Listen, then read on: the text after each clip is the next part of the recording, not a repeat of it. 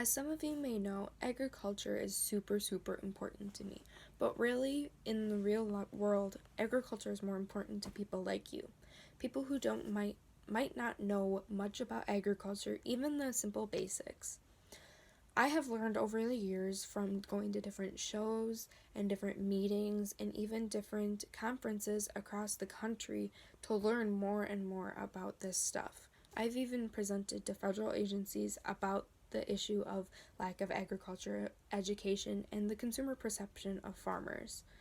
Some people might not know what that means, so I actually picked a bunch of different quotes that rely around my idea of why we need agriculture education in schools and what they lead to in adult lives.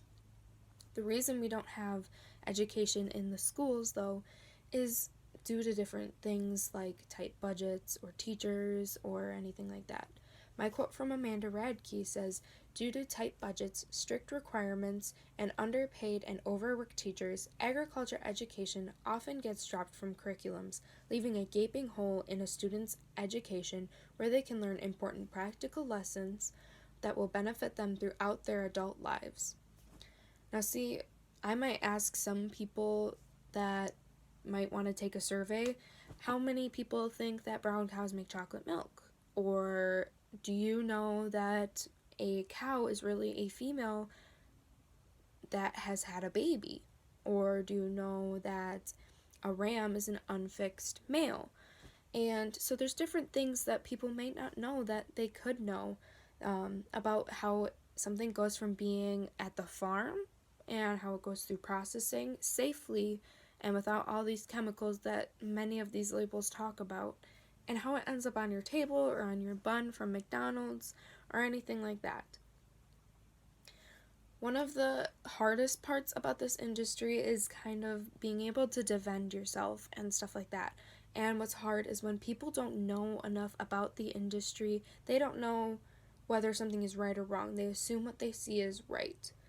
What happened last year was that a huge farm called Fairlife here in Wisconsin was attacked by an animal rights group when they found some ex-workers that was able to go onto the farm and able to hurt these animals so that they could videotape it and post it saying that these farms were terrible and get people to stop buying products and maybe even shut down a few farms, which created a bad name for many dairy farmers across the country.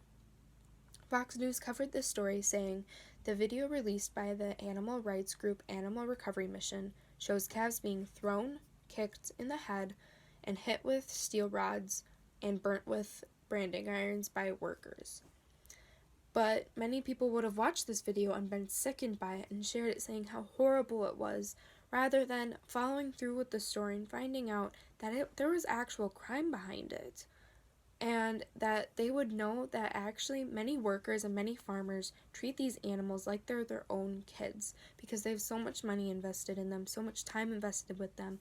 They literally go through each animal and they probably know each personality and each number, what they might need as a special accommodation in the milk house or anything like that. And another thing is that so many dairy farmers are open and willing to have people on the farm. Any farmer is. They say, yes, come learn. They have different things like breakfast on the farm, or even this last winter when we had our Grammys and we had our best actor elected, he said that how farming was so easy and everything like that. My good friend Tom Oberhaus, who's a Waukesha County dairy farmer, said, "Come out and see what life on the farm is really like." I find that so empowering and so strong of him that he was able to speak up about that.